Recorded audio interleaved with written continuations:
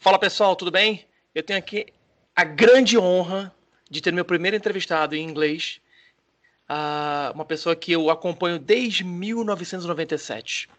Um dos primeiros livros que eu comprei na Amazon.com foi o livro dele, esse livro aqui, ó, UFO Crashes. Foi um primeiro livro. Quem está aqui comigo hoje é o pesquisador Kevin Randle.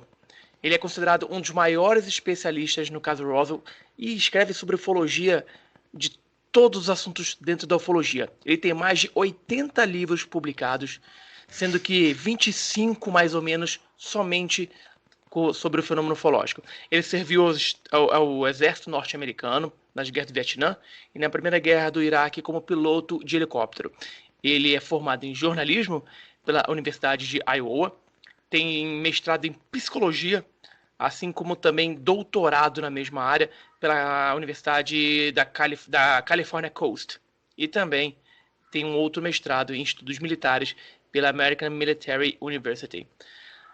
Kevin, thank you very much for being here. It's a great honor and a pleasure to have you here on my YouTube channel. Well, I'm really happy to be here, and I actually almost understood some of what you said in Portuguese. That's great. That's great. That's great. Well, Kevin, as I said, it's a great honor to have you here, and I will start with the question that I start with everybody. How did your interest in ufology come about? I always blame my mother. She had an interest in science fiction. Science fiction, of course, is about alien visitation, can be about alien visitation, interstellar flight, all that sort of thing. And you move to UFOs, it's not really that much difference. We talk about interstellar flight and alien visitation. So she kind of sparked my interest. She took me to a movie when I was very, very young called Earth versus the Flying Saucers, which I'm sure you're familiar with. And that was it. I was interested in UFOs from that point on. But when you, at what age you start to investigate the UFO phenomenon? I remember in high school being interested in UFOs, of course. And at that time, the idea was that the UFOs were, the photographs and the UFOs were always some fuzzy objects seen in the distance. And a friend of mine's mother had seen a UFO when she was younger, and I got an opportunity to chat with her about that UFO. So that's my first real investigation. And the only question I really had for that I wanted the answer to was it a fuzzy shape in the distance, or was it distinct? Did you see sharp edges? And she said it was about 200 feet above the barn, and it was very sharp and very clear, and it was obviously something other than an aircraft or a blob of light. And that was my first investigation, and it kind of answered my question, and it got me going. I also was reading Brad Steiger's book, Strangers from the Skies, which came out, and I remember sitting in a study hall reading that book, and not what I was supposed to be reading. And I became good friends with Brad Steiger later on, which was kind of interesting as well. But that all kind of inspired it. So his books kind of got me into some of the investigations. Then once I got into the Army, I had an opportunity to visit with any number of people around the country. I was stationed at Fort Walters, Texas, when I was in flight school. And there was a guy named Carol Wayne Watts who claimed he had been, I guess contactee would be a better word as opposed to an abductee, although it was sort of an abduction type thing. And I had an opportunity. I got a 3-day pass, and I went and visited him. And he sat down and chatted with me, and I still have the interview on tape. I think I was 18 years old at the time. And I think the reason he allowed me, or was so gracious, was there was a sticker on my car that identified me as being from Fort Walters, Texas. So I think that may have gotten me in the door, but he sat down and I had an opportunity to chat with him. Later on, when we went to Fort Rucker, Alabama, for the advanced flight school, a number of us went to, I think it was Dayton, Ohio, to meet Joan Wittenauer, who had, by the way, paired up with Brad Steiger and chatted with her about her interest in UFO. So I used my opportunities in the military to continue the investigations. That's great. That's great. I have some books from Brad. I have some books from him. Very old books, I say. You are one of the principal investigators on the Roswell case. Why did you start to investigate this case? How this case appeared in your life? I had been going to science fiction conventions because my goal in life was to be a science fiction writer. And by going to science fiction conventions, we got to meet the editors, people who would buy your books, and they would know who you are. And we thought we could find an agent. I say Bob Cornett, a friend of mine, and I would do this. I went to a convention in Milwaukee, Wisconsin, and it was going to be 3 science fiction writers debating 2 guys from the Center for UFO Studies, Don Schmitt being one. I don't know who the other was going to be. And I believe it was me, Frederick Pohl was for certain, and the other one may have been George R.R. Martin before he became George R.R. Martin of Game of Thrones fame. And when we got ready to do that, it turned out that the fellow who was supposed to come with Don Schmitt didn't make it. And I said, well, I can switch sides because it's a debate. And in a debate, you pick a side and you debate its authenticity. And so we got along very well in the debate. I say we hammered the other side, but I'm sure they would say the same thing about us. But when it was over, I got a call from Don Schmitt, and he said they were about to launch an investigation into the Roswell case, and he wanted to know if I'd like to participate because I had a military background. And you held up or showed to me earlier a copy of the UFO case book. And in there's an interview with Don Schmitt, and I thought, well, I'm here, and I was putting together articles I had written for UFO magazines into a book. And so I sat down with some of the people there, and yes, that very book. So there's an interview with Don Schmitt in there. And so he knew of my interest in UFOs and the fact that I had jumped sides and that sort of thing. But he thought the military background would be of value to an investigation where a lot of the witnesses were former military, and I would have a rapport with them that those who had not served in the military may not have. So he invited me to go to Roswell, and I said, sure, why not? Before we went, I had an opportunity. I could not believe this. I called directory assistance in New Mexico and asked for Bill Brazel. I didn't know what town he was in or anything like that. Just called directory assistance in New Mexico, and I said Bill Brazel, and the operator gave me the number. So I called him and chatted with actually Shirley Brazel at the time, just to get an idea of how reliable the information we'd heard about Bill Brazel was, and she said that the information was accurate. So we scheduled a meeting with him.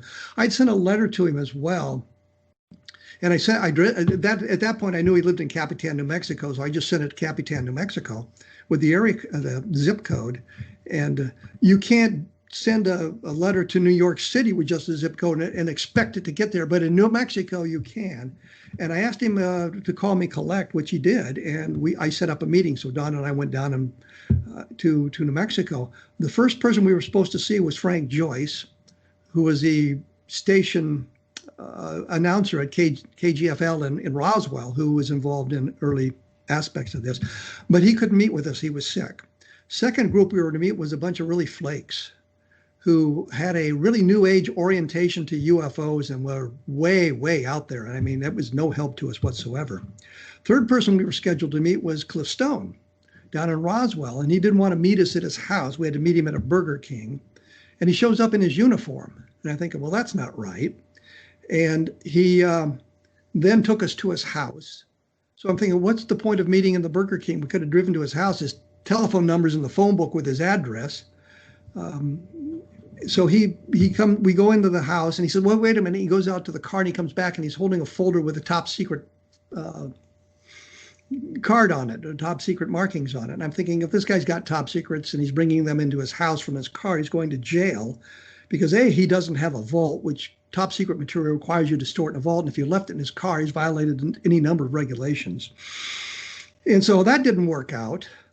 And I'm thinking, well, there's not much to this Roswell thing because we can't get anywhere and we're not meeting anybody. And we go to meet Bill Brazel, and he turned the whole thing around. We sat down with him and we're chatting with him about that. And he said later that he had told his wife that if he liked us, he'd help us out. And if he didn't like us, he'd blow us off. Well, he apparently liked us. because he helped us out. So we had a very good interview with him, and you can see a lot of the interview in the UFO crash at Roswell. Stan Friedman used it without credit or attribution in Crash at Corona, which I thought was kind of a nasty thing to have done. And we met with him on other occasions, and I always have to tell this one story. We met him early in the morning. He was going to take us out to the debris field where he had found the debris. And we're in his pickup truck driving across country. And it's 8 o'clock in the morning. He says, "You boys want a beer?" And I'm thinking, no, not really. And Don says, well, I don't drink. And Bill Brazel's cranking up his beer. And I'm thinking, well, one of us ought to drink with him. So I said, sure, I'll take a beer. 8 o'clock in the morning, we're drinking warm beer, traveling across the deserts of New Mexico. But he took us to the place. I took a couple of pictures of him and Don Schmidt standing by his pickup truck. So when people say, you don't know where the debris field is, I said, well, here's Bill Brazel saying, yeah, I found this piece right about where my feet are. So I got a photograph of where his feet were in New Mexico. So that kind of got the interest going. We thought we would get down there and find an explanation, and Bill Brazel turned it around, and as we're leaving New Mexico, going back to the airport in Albuquerque, I said to Don, we've got to come back. There's more to be learned. And then the next trip, we got to meet Frank Joyce. We tried to stay away from Cliffstone. We met the daughters of Sheriff Wilcox, and we got to meet many, many other people who were directly or indirectly involved in the case. Got to sit down with Walter Hott. A few months later, we met with Glenn Dennis, and on and on and on. So we got to meet the principal players in the Roswell case. Yeah, this book, I think is the summary of everything that you just said. It's an amazing book. The Roswell Encyclopedia, I think, covers the best part of the case. But well, let me interrupt. I did a book called Roswell in the 21st Century. I have as well. And looked at it as a cold case, and tried to eliminate the testimonies that were no longer valid. The people like Frank Kaufman, who clearly was making up his involvement in it, and present the evidence in a very dispassionate light. And I think that book lays it out much better. There is an index for it, because I know you're going to tell me there's no index, but there is. When the book was put together, I did not have a copy of the page proof, so I didn't know what the page numbering was. So I couldn't build the index, but I built one, and it's up on my blog at www.kevinrandle.blogspot.com. So people who have the book, you can go there, and on the left side you'll see the cover of both books, and one of them, it says at the top of the title, index. So you click on that, and it'll take you to my blog where the index appears. So there is an index, and it's, well, you can print it out if you so desire, but it's easily accessible on my blog, and it's been there for a number of years. Yeah, in Brazil, I think it's the fourth or fifth country that most views in a blog. I think so. Many of these views is from me. Okay. Well, here's something I do not understand. There's a flag counter on the blog, and then the blog has a counter on it as well, and they never agree at all. The number of blog views is much higher than the flag counter, but I put the flag counter up a couple of years later. But like today, the blog has a couple of thousand views, but when I'll check the flag counter, it'll have a couple of hundred, and I don't know what the deal is there. So use the bigger numbers. Use always the big numbers. Oh, absolutely. Absolutely. Well, there are hundreds of Roswell witnesses discovered by you and Don Schmidt, which I know Don Schmidt very well. We made a congress here in Brazil, and he was here. And I hope that you someday come to Brazil to make a lecture, and other researchers. But even then, there's still a great skepticism when it comes to the case. In your opinion, why people still doubt about the Roswell case? Because you had the government, our government, which turns out to be in disarray. But our government I think when the Roswell case happened, they didn't know what was going on. They didn't know what it was. And the World War II had just ended. They were worried about one of our competitors in the world having developed craft that would ensure them complete air superiority over anything that we had at the time. And they didn't know exactly what they had. And they needed an opportunity to study that, so they would have some answers. And I think that was what initiated the initial cover-up. They didn't know what UFOs were. They didn't know if there was an invasion fleet standing off. And if they had been science fiction fans, they would know that you don't need to, actually, if you want the resources of Earth, you don't even have to come to Earth. You can get them in the Oort cloud and the Kuiper belt and the asteroid belt. You don't have to come this deep into the solar system. But that's an argument for a science fiction program. But they didn't understand it. You know, I think that made sense for them saying, well, it was just a weather balloon, don't worry about it. As we moved on, they continued this idea of it's just balloons. And a lot of people wanted to accept that explanation. And so when they did their investigation in the mid-1990s, and they said, well, we had this top secret project, and it was an array from this top secret project that nobody knew about. It was highly classified. And people said, yeah, that explains it. You know, they had the foil, they had the string-like stuff. Bill Brazel called it monofilament fishing line, which you could shine a light in one end and come out the other, talking fiber optics, obviously, and the balsa wood type stuff. And people just wanted to believe that. So we had them not coming out and being fair in their analysis, but misdirecting it. It turns out that what was going on in New Mexico, the launching of the balloon project in New Mexico, was not classified. They were using off-the-shelf weather balloons, Raywind targets, materials you could buy at the local hardware store. People accepted that idea because of this highly classified nature of Project Mogul. It turns out the ultimate purpose was classified, but what was going on in New Mexico is not. In fact, they were saying, well, it was so secret we didn't even know the name. If you go to Albert Crary's diary, and I know I throw him a lot of information out here, but Dr. Crary was the leader of the experimentation in New Mexico at Alamogordo, launching the balloons. In his personal diary, which the Air Force published, but nobody apparently bothered to read but me, the big thick report, I found the reference in his diary to Mogul 3 times. So even the name wasn't classified. It wasn't so highly classified that the guys in New Mexico didn't know what the name was. They knew what it was. But people bought that explanation, and you still hear people talk about it, even though we've got eyewitnesses talking about the unusual properties of the debris, clearly things that didn't exist in 1947, from people who handled it. I mean, the eyewitness testimony and the affidavits from the people who handled it. And it clearly has nothing to do with Project Mogul.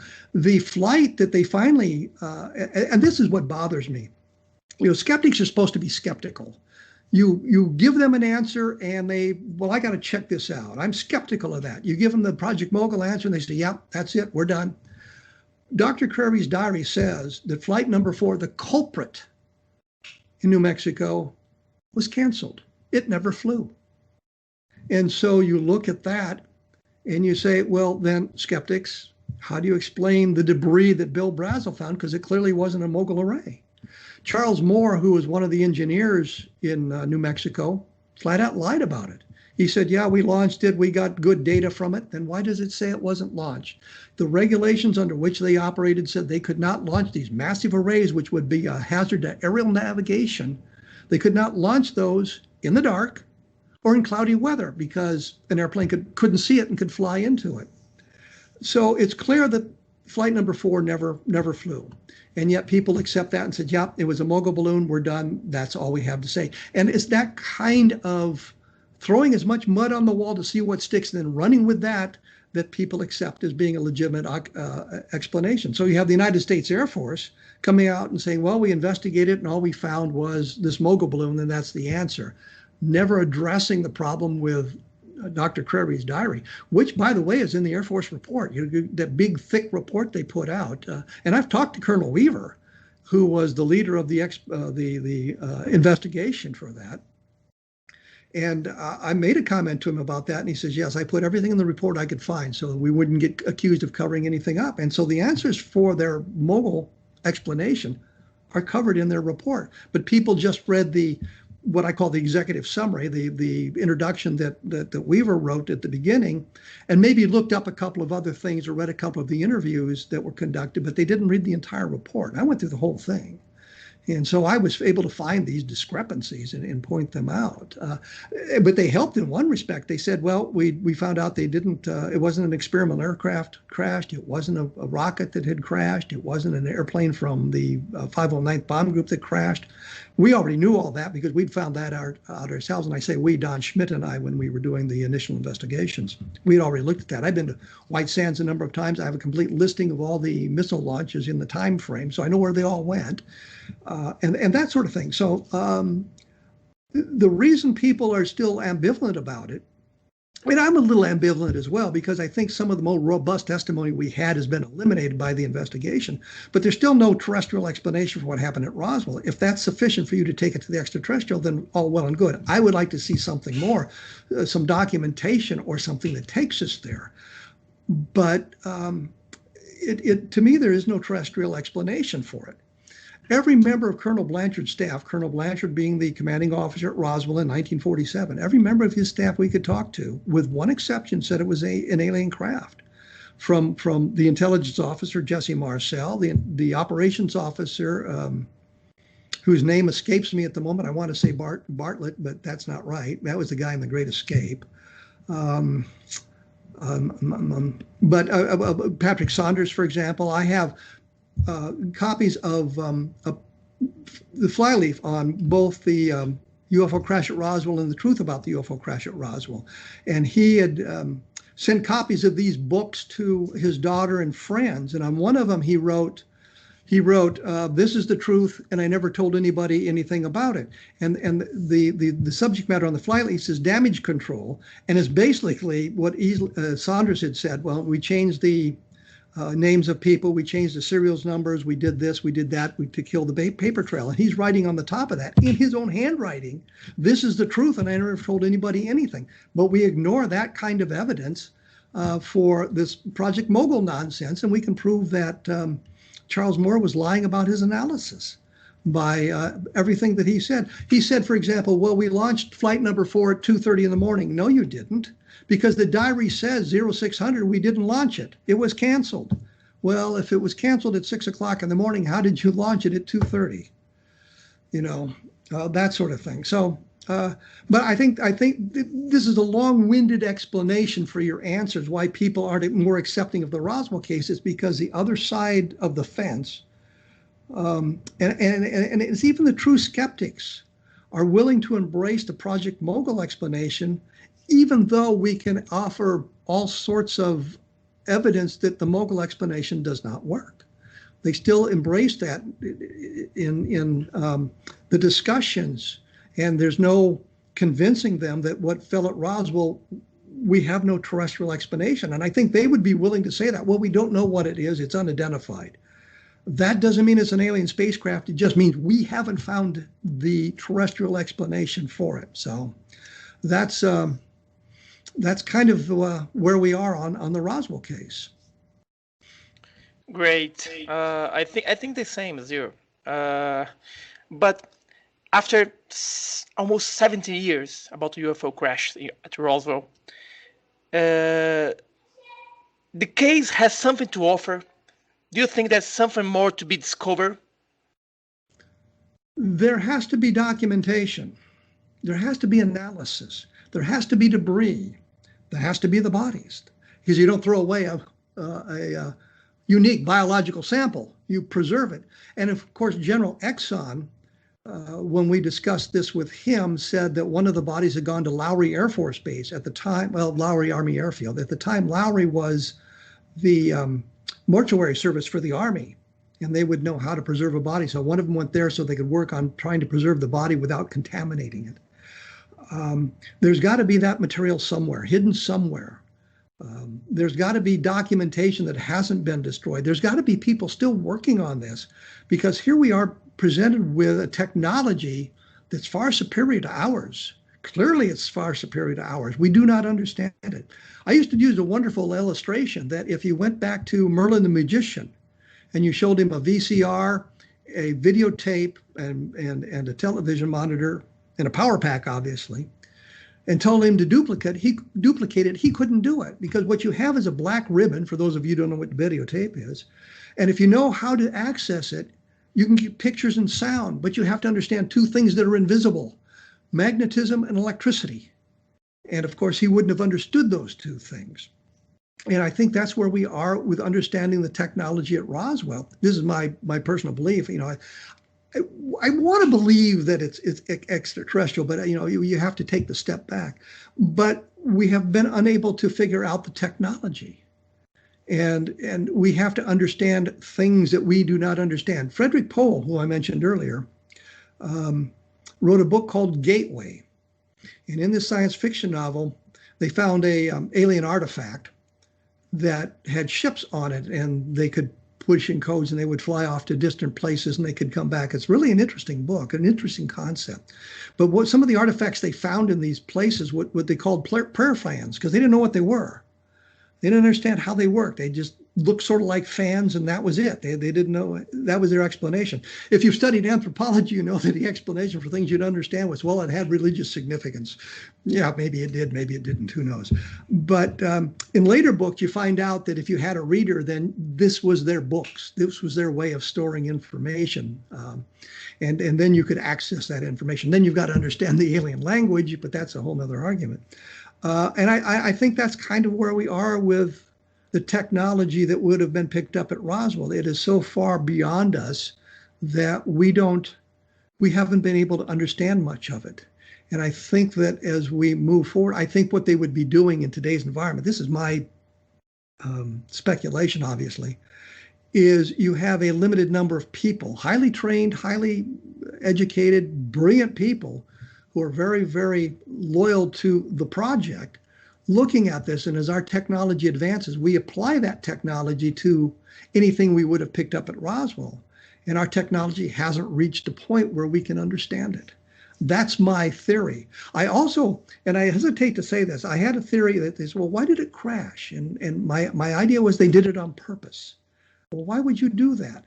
Because it's the most, the best way to introduce yourself to another sentient race in a way of presenting yourself without looking like you're an invasion fleet. They're vulnerable. They're here. We can understand that. We can make contact with them. And I've said that, and people thought I was serious about that. It's just kind of an interesting science fiction type theory, but I don't think that's it. But the point simply is, I think that we would be studying this as best we could with the technology we have. And if we make a breakthrough in the technology, then experts in that particular field would be brought forward to help expand that knowledge. But I think we're kind of still standing outside the craft, knocking on the door, trying to say, how does this work? Great. Kevin, you wrote, I think, 2 books about UFO crashes. I have both. Yes. I know because I read in your book, but tell to our audience, which cases would you consider as a best evidence? I know that you're going to say Las Vegas, 1997. No, I'm not. No? So tell us. I used to say that there were 5 cases I thought were very, very strong.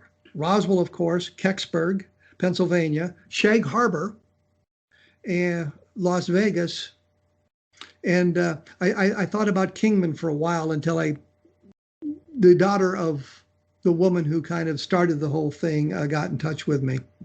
But I think Las Vegas, as I've looked deeper into that and gotten subsequent information about it, it looks to me like when the Air Force broke it into 2 parts, I think they were right in doing that, because you do have 2 separate events that coincidentally happened within about 15 minutes of one another. But you look at the directions, you look at what was going on. I think Bolide explains the Las Vegas crash pretty well. I've talked to an awful lot of people who were in Utah at the other end of the Las Vegas crash. They may have been involved in a UFO sighting that involved a landing, but not necessarily a crash. But when you move to the Las Vegas end to it, I think that the bolide is the explanation. Given the descriptions and the information I heard from those people in Las Vegas when I talked to them, it includes police officers who were involved. An interesting aside, one of the people who was mentioned in the newspapers in 1962, whose name also escapes me now for some bizarre reason, but he was mentioned in the newspaper as a photographer for the newspaper. So I called the local newspaper and talked to one of the reporters, and I asked about him, and they said, well, he no longer works here. And I said, well, I'm looking into this UFO case. And she said, well, it's all a hoax. And I said, but it's in your newspaper. And she says, well, you can't believe everything you read in the newspaper. And I think, what a wonderful attitude for a reporter. I wonder if I should tell her editor that she's just told me I can't believe everything I read in the newspaper, so I'll be canceling my subscription and telling everybody I know. But I looked in the phone book for the guy's name, and there was a photo lab. And I said, it's got to be the same guy. So I called him, and he couldn't remember much about it other than he had seen the thing in the sky, and told me about that. And I talked to the sheriff's deputies who were involved, and I talked to a number of other people. I think bolide probably explains that, but I don't have a good explanation for the Utah end of it, where the craft was seen to land in one place and then take off and headed up toward Reno, Nevada, across Utah up to Reno, Nevada, I think it was, and that sort of thing. So I think the Air Force was right in breaking it into two parts, but there's a very good sighting at one end and a not so good sighting at the other end. I'm not real keen on Kecksburg anymore, because that sounds like a bolide too, or the reentry of some kind of Earth-based terrestrial explanation. I think fits better. I know Stan Gordon will be really, really mad at me when he hears me say something like that, because he's done a wonderful job of gathering witnesses, but it's his investigation that kind of led me to that point. Shag Harbor, I don't really think of it as a crash, but more of a forced landing. And there was something wrong, and the craft dropped into Shag Harbor. It was there for 5 or 6 days, according to Chris Stiles and Don Ledger, and then it disappeared. It sped away underwater. There was any number of very good witnesses. It was going on while the Condon Committee was meeting in the United States. That's the University of Colorado study commissioned by the Air Force to get them out of investigating UFOs. And the investigators there called up to, I guess, Jim Lorenzen from APRO, the Air Phenomena Research Organization, called the Condon Committee and told them about Shag Harbor. And the investigator for the Condon Committee called up there and said, it was just a bunch of teenagers saw something fall in the water. It's no big deal. Chris Stiles and Don Ledger have uncovered just dozens and dozens of documents relating to this thing, and it seems that it's a very, a very good case, very legitimate case. But I don't think of it really so much as a crash as a forced landing. So the craft was to a place where they could repair it and get out of there, as opposed to crashing and burning, so to speak. So those are the best ones. There's some others that are interesting. I know Del Rio was a big thing, and I accepted it because we were told that it was an Air Force colonel, United States Air Force colonel, who was the main witness. And when I was putting together Crash, When UFOs Fall from the Sky, I thought, well, let's see what else is out there on this, because something surely changed since I wrote the history of UFO crashes. And I got all kinds of additional information about that. And I discovered nobody had ever vetted this guy. Here's a guy who claims to be a United States Air Force colonel. So I wrote to the archives in St. Louis to get his military records, and you can get a lot of information that way. Turned out he hadn't been a colonel in the Air Force. He'd been a low-ranking enlisted man in the Army. He claimed to be a World War II veteran. Technically, he was. He joined the Army in December of 1945 after all the shooting had stopped, But the war wasn't declared officially over until the middle of 1946. So those who came in after the shooting stopped are technically veterans of World War II. If I was in that case, I don't think I'd claim to be a veteran of World War II, but he certainly did. He had been in the military for 13 months. The documents he sent were clearly forged. He forged documents about his military experience. He had a document, a discharge document that came from the Air Reserve Personnel Center in Denver. And I contacted the people there and sent them a copy of the document. And they said, well, this looks like ours, but there's some problems with it. And we have no copy of it here in our records. So clearly he'd gotten his hands on this from somebody and forged the document. He had on there, you earn 1 retirement point for every day of active duty. You earn retirement points for reserve duty and National Guard duty.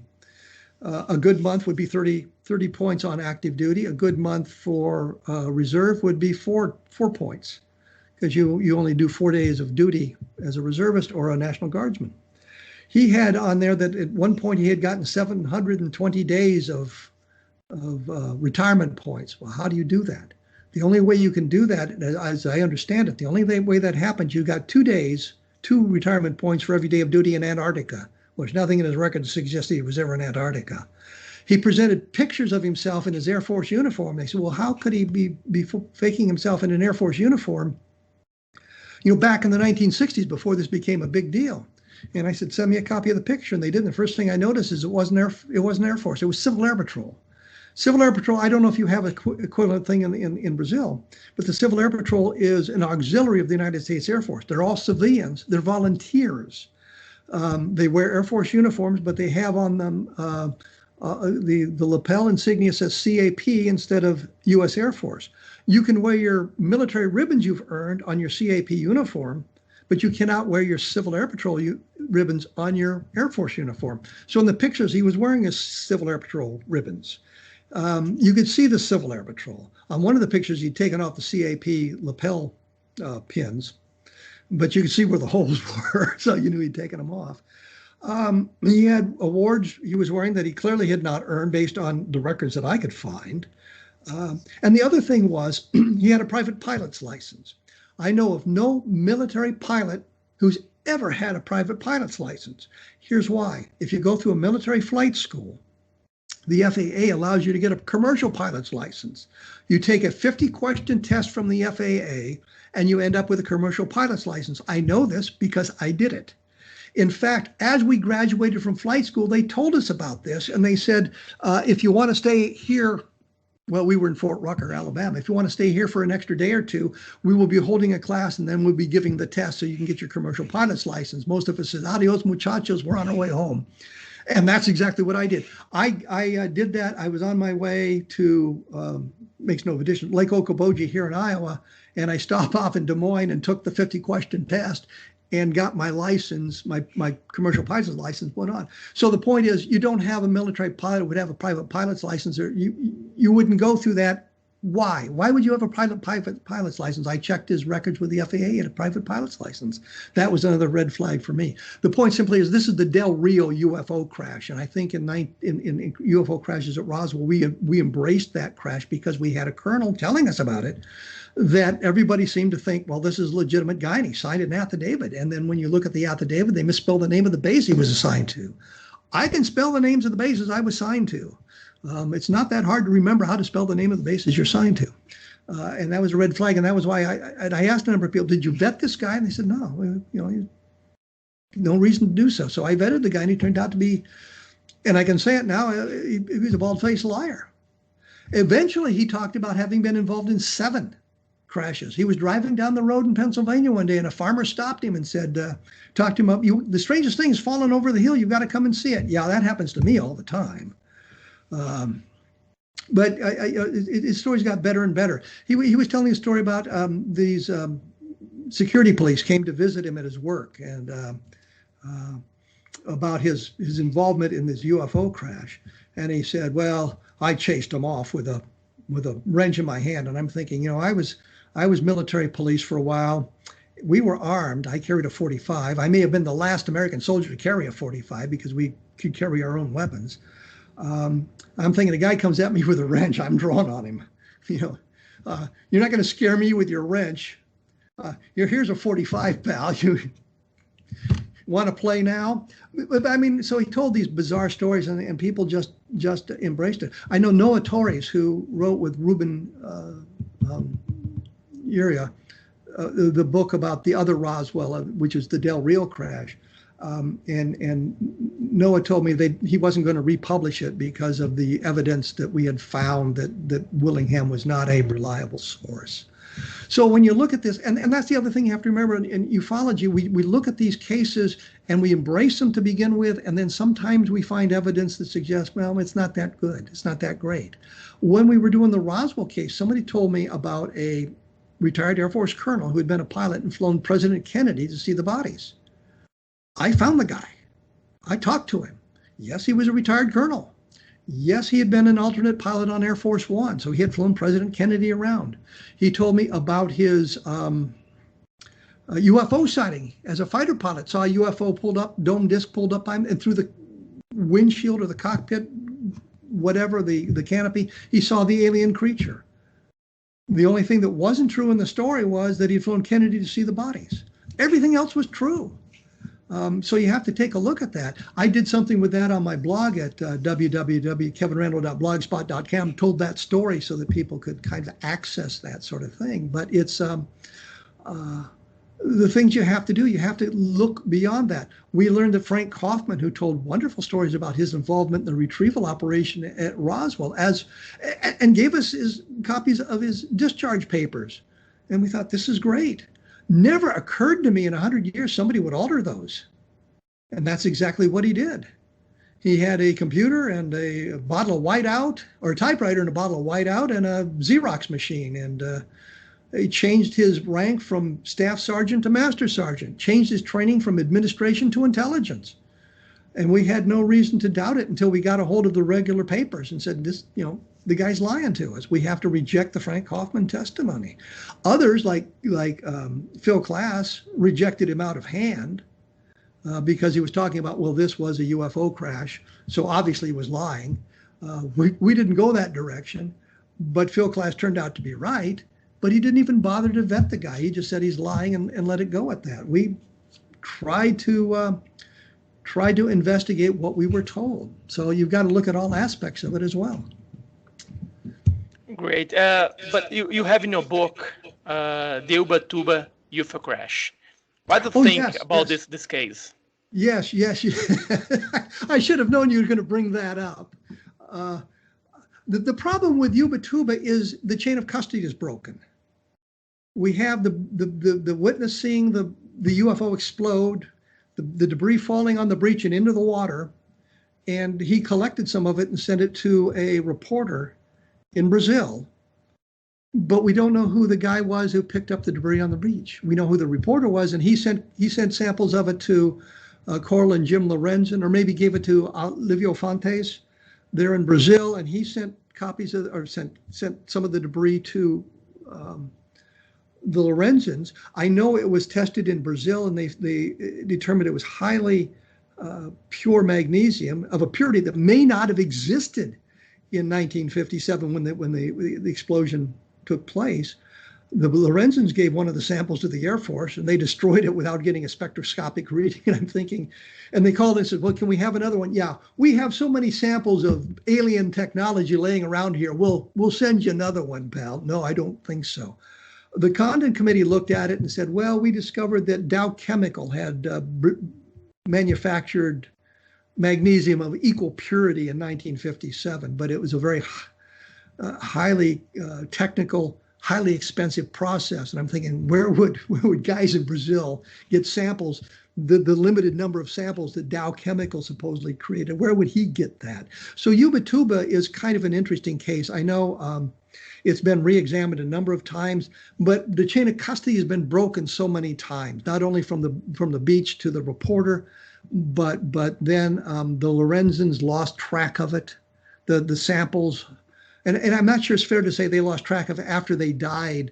The samples disappeared, and others found them.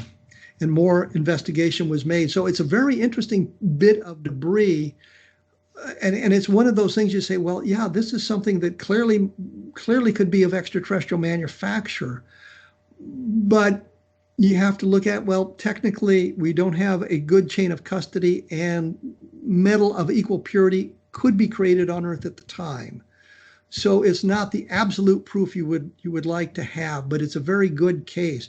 If you could find the original witness and he says, yeah, here's some of the sample I still have, and recreate that chain of custody, that would be marvelous. But I don't know how you do that.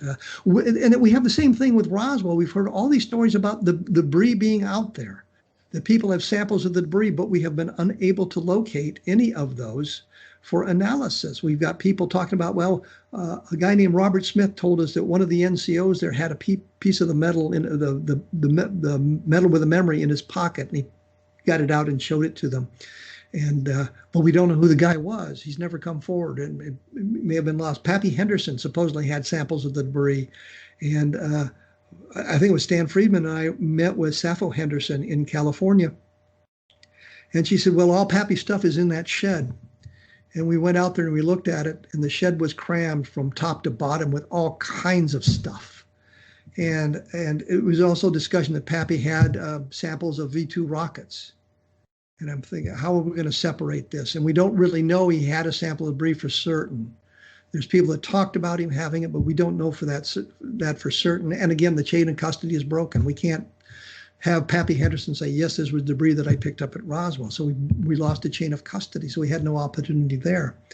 And same thing with a diary that supposedly existed that somebody had kept. And we, not the Jesse Marcel diary that's been so much in the news, but a different person had a diary. And I talked to the people. I know Don Schmidt and Tom Carey actually visited with them. And Tom was talking about them smoking so much the house was just filled with smoke. And they said, well, the diary's out there in our barn, but be careful of the rattlesnakes and the scorpions. And I'm thinking, yeah, those two of my favorite things, rattlesnakes and scorpions. I don't think I'll be going out there to take a look. And they never had an opportunity to really go out and look for it. I don't think the diary was there. I don't think it was. It's very disappointing. The one diary we did get, and we know who wrote it, Ruth Barnett, had nothing about the crash of the UFO on the plains of San Augustine, absolutely nothing about it. And you'd think that there would have been some kind of notation in it. Alice Knight, or Vern Maltese, one of the two. Alice Knight had the diary, so we had the chain of custody, and it was obviously in Ruth Barnett's handwriting. It was a daily reminder book for 1947. She kept it religiously through 1947. Every day there was an entry. Met with them for Thanksgiving in 1947. And apparently this is when Barney Barnett told Alice and Vern Maltese about the crash. But there's no mention in the diary. So the idea that, well, it was something so secretive that Ruth never kept it in the diary. Well, here's Barney sharing it with these other people. Surely she would have mentioned something during the Thanksgiving time frame, and she never did. So we have the diary, but it takes us nowhere. Now we have the Jesse Marcel diary, and I don't know if you've seen the programs there in Brazil, but there's nothing there. And then we discover that that Jesse Marcel didn't write the diaries. The diary, the journal, it was not in Jesse Marcel's handwriting. It was in somebody else's. They think it might have been Patrick Saunders, but the sample they had was coincidentally one of those samples that I was talking about earlier on the flyleaf of one of our books, where he wrote out in his own handwriting, but there's not much of a way in a sample there. So, that kind of is a bust as well now. I'm kind of hoping some kind of mention. We're left now with the Ramey memo. And I was involved in the latest and greatest examination of the Ramey memo there at the University of Texas at Arlington. They had the equipment they used, took it down basically to the microscopic level. They were basically photographing molecules, which didn't help. And I've got to call Gene Cooper, who was the man running that end of the investigation, and see what else he learned once he went back to his home base. But since they said nothing about it there, I have to assume that nothing beyond what we already know was divined. It's to the point where no matter how good the scans are, and I can't see the scans being any better than what were made just recently, the scans that David Rudiak was involved with a couple of years earlier, very high quality scans, nothing showed up there to verify it said what the Ramey memo says about victims of the wreck. It's clearly a memo that has to do with the Roswell case. The other problem is J. Bond Johnson, who was the man that took 6 of the pictures in Ramey's office and is responsible for the Ramey memo photograph, said that he had brought the document into Ramey's office and handed it to the general so that he was holding it when the photographs were taken. He later repudiated that when he realized it kind of negated some of the importance of his photographs by saying, oh, yeah, I brought the document in. If it was something created by Ramey, then it's really great. But if it's a teletype from the newspaper, then it's not all that great. So we have all those kinds of problems as well with documentation. Great. Our last question, just to close with a great question. Do you think that the recent disclosure of Pentagon on videos, the Go Fast, Campbell, are the sign of an openness of the mass disinformation of the UFO phenomena? Do you think they're going to have the open files? Allow me to promote another book. I have a book coming out in May called UFOs in the Deep State. I just pre-order. Okay. Thank you very much. I pre-order already. You're the one. I tried to put up a review, but they wouldn't let me do it. I've read the manuscript. In fact, I just sent the page proof back to the publisher today. So I've read the manuscript. But I had an opportunity to interview Dan Sheehan, who was working with Jimmy Carter when Jimmy Carter was the president-elect. Jimmy Carter was going to release the information about it. And we're trying to figure out why Jimmy Carter didn't release the information about it. And going through the whole thing, Jimmy Carter, I'd always said, if I was president and I asked a question of one of my subordinates, the director of Central Intelligence, for example, what do you know about UFOs? And he said, I'm sorry, sir, I can't tell you. It's too highly classified. The next words out of my mouth would have been, you're fired. Get me your deputy. I'm the president. I'm cleared for everything. But George H.W. Bush refused to allow Carter the information. And the explanation was Carter wasn't the president at the time. He was the president-elect. Completely different point of view. And Bush said to Carter, I'd like to be the director of Central Intelligence, when you become president, after you're inaugurated. And Carter said, I'm sorry, I have somebody that I want to appoint to that position. So then Carter says, I'd like this information. And Bush basically told him to go suck eggs. There's no reason for me to allow it. He gave him ideas of where to go to find it. And you would assume that the minute Carter became president, he would have said to his DCI, this is what I want. But somehow that never came about.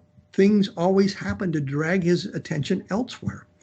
And I think that's one of the ways the deep state works is, well, we don't outright refuse. We say, well, listen, Mr. President, we've got to gather this information from a number of different places and put together a proper briefing for you. It'll take us a few weeks to do that, hoping that something else would happen in the meantime to divert his attention. And so you get to the point where Jimmy Carter is no longer president. And I think that's happened a number of times. I think when Bill Clinton wanted to become to look into that, Bill Clinton said there were 2 things he wanted to know about UFOs and the Kennedy assassination. And what happened to him? He's pushing for Roswell information, and suddenly he's involved in a scandal. And that diverts his attention. He's going to be impeached now. I think that when the presidents move toward that, the deep state is able to manipulate the situation to divert their attention to a different arena. I think the reason, and I hesitate to say this because this was one of the big revelations in the book, but you've already ordered it, so who cares? I think the reason it continues to be, the information continues to be classified, and we're not going to move to disclosure, is national security.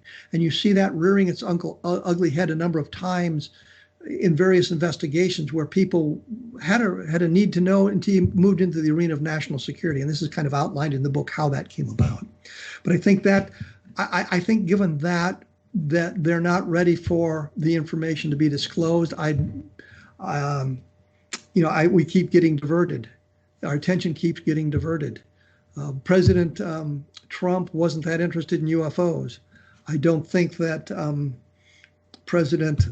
I say president now, just a few hours before he becomes president, I don't think he's going to really have time or the ability to delve into the UFO phenomenon during his administration. I think he's just going to be so busy with other things, and he's taking an awful lot of direction from the left side of the aisle, trying to appease them much more so than President Trump did. And I think that with that in mind, he's going to be diverted from any activity of UFOs. And I don't think he's never expressed any kind of interest in UFOs. So I don't think that that's going to be a big play. So I think disclosure is on the back burner if it's even close to the stove. If I can use that Americanism. Yeah, we here in Brazil, we suffer the same. Our president or our presidents don't take much care about the UFO. We have a lot of cases here, but there's no other big deal. Well, our problem is we move from administration to administration, and the administrations have their own set agendas.